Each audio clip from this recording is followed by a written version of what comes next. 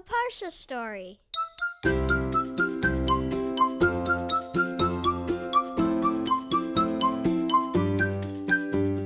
Welcome to Parsha House. This week's story comes from the Gemara Yerushalmi. Meet Rabbi Yonatan. Rabbi Yonatan was a judge, a dayan in his city, and he had a beit din, a court, that met in his house. He had a Roman neighbor who lived right next door to him. House, field, really next door neighbors.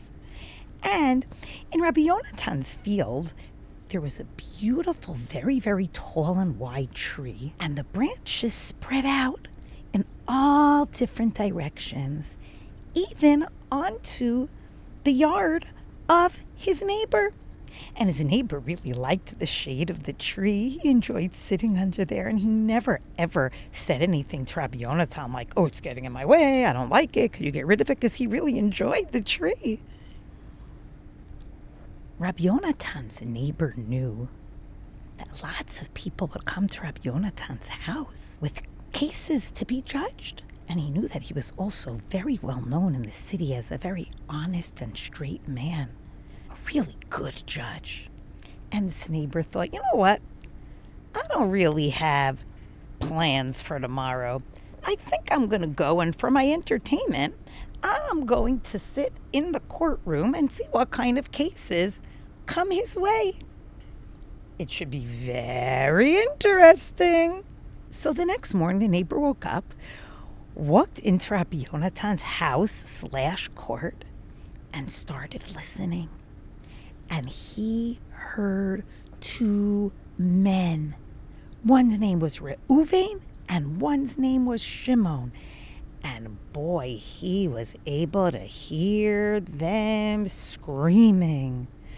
Reuvain said, Shimon, you must cut down your tree. It's bothering me so much. You know, when I'm trying to plow my field, I can't plow straight through because that tree is in my way. And also, Shimon, there's so much shade from the tree. It's getting in the way of the growth of all of the stuff in my field. And Shimon was so angry and answered back, I will not cut down that tree. Lo valo. No way. No. For 20 years, this tree has been standing there. You haven't said a word to me about it in 20 years. It has never bothered you. And now suddenly you're coming with complaints? Boy, their faces were red. Reuvain and Shimon were stating their arguments in front of Rabbi Yonatan. Shimon said, I will not agree to cut down the branches. What is my tree going to look like afterwards? And it might even become very weakened because we're cutting so much away from it. It won't be strong anymore. Who knows? The wind might even be able to blow it over. And Reuvain said, it's true that the tree has been standing for many years and I have never said anything. But in the beginning, it wasn't as big as it is now over all those years. But now it does bother me. And it is big. And now the branches have spread more and more. And now the branches are bothering me. And they're getting in the way of my field. And they're even ruining my field. I've suffered enough and I will not suffer any more. Cut those branches. The neighbor was listening and watching and thinking something in his heart. He was thinking, even though I never complained to Rabbi Yonatan about his tree, and I really benefit from his tree and like it, I wonder what he's going to tell Reuvain and Shimon. Let me keep listening. I'm eager to hear. Rabbi Yonatan listened patiently to Reuvain and his argument, and Shimon and his argument. And when they were each done stating their side, Rabbi Yonatan said, okay, please go home now and come back tomorrow morning Tomorrow morning I will let you know the judgment, the psak din. And so Reuvain went home to his house and went to sleep, and Shimon went home to his house and went to sleep. And Rabbi Yonatan's neighbor was thinking, I bet I know why.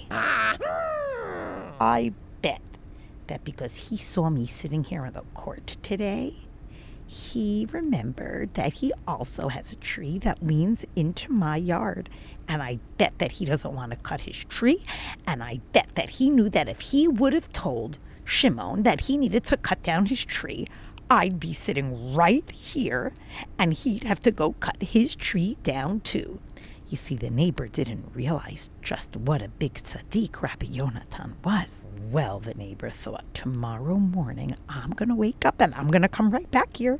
And if I hear Rabbi Yonatan tell Shimon to cut the branches off of his tree, I'm going to embarrass Rabbi Yonatan in front of all the people in this court. And I'm going to say, what? How can a person tell other people to do something when they don't even do it themselves? And then, you know what I think I'm going to do? I think I'm going to go and cut branches from his tree myself. And let's see if he'll have the guts to say anything to me then. He. And the neighbor went home, didn't tell anybody else his plan. He kept it in his own heart. Meanwhile, Rabbi Yonatan called a carpenter right away and said, I'd like to pay you to please go out into my field and cut the branches off of my tree that are leaning into my neighbor's yard. And the carpenter did just that. He took an axe and some clippers and got rid of those branches. The next morning, Reuvain came to the court, and Shimon came to the court, and Rabbi Yonatan's neighbor was there too, bright and early. He walked straight from his house to Rabbi Yonatan's house without looking too carefully at the tree situation. And so he sat quietly and waited to hear what Rabbi Yonatan was going to say. Rabbi Yonatan looked at Shimon and said, Shimon, you are required to go and trim the branches that are leaning over into your friend's field and bothering him. Please go and cut them. The second the words came out of Rabbi Yonatan's mouth, the next door neighbor jumps up and said, Rabbi Yonatan, and what about your tree? What about your tree that's leaning into my field? That really wasn't very nice, right? He liked the tree that was leaning into his field. What about that tree? Why don't you cut it? Rabbi Yonatan, in a very patient voice, said, you can go and take a look at my tree, because exactly what I did to my tree is what I am asking Shimon to do to his tree. And so Rabbi Yonatan's neighbor walked outside, and he saw that the branches were already cut. Wow, he thought to himself, I can't believe how negative and mean my thinking was. Rabbi Yonatan asked them to come back this morning because he didn't want to give a judgment until he fixed himself, even though I never even complained about it. Wow, I'm so embarrassed that I even thought badly about him. And the neighbor said, Baruch Hashem, how blessed is Hashem that teaches about the importance of proper judgments. And from then on, the neighbor treated Rabbi Yonatan with so much respect. Shimon cut down the branches that were bothering Reuvain, and the tree saga had ended. In this week's Parsha, Parashat Shoftim, Moshe is continuing his speech to the Bnei Israel, before they enter Israel, since he's not entering with them, and he's reminding them, reviewing with them, and teaching them how they should live when they're there. And one of the things he teaches them about is appointing judges, Shoftim, so that there can be courts all around Israel so that everybody could live in a very lawful way. He teaches the judges not to take bribes. That means that they can't take money from somebody before they judge, or even yummy baked chocolate chip cookies, anything that would get in the way of giving a proper judgment. We learn that we need 2 witnesses, and the Torah says the word twice, tzedek, tzedek, tirdof, chase after it. Be very, very strong in this way, because justice is so important. And one of the other rules that we know about a judge is what we learned from Rabbi Yonatan in this week's story, that we shouldn't tell somebody else to do something if we ourselves have not fixed it in our own self. We might not be judges in a court, but we're all in situations of judging every day.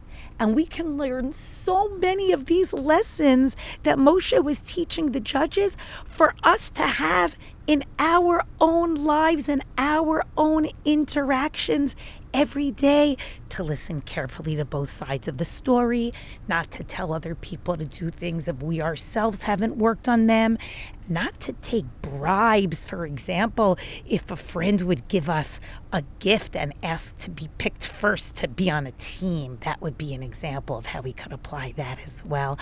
I hope that our efforts to integrate and make these lessons of the Shoftim part of our everyday life will be marbeh shalom, will increase peace between us, and will serve as a zechut for our beloved brothers and sisters and chayalim in Israel. Shabbat shalom to everyone.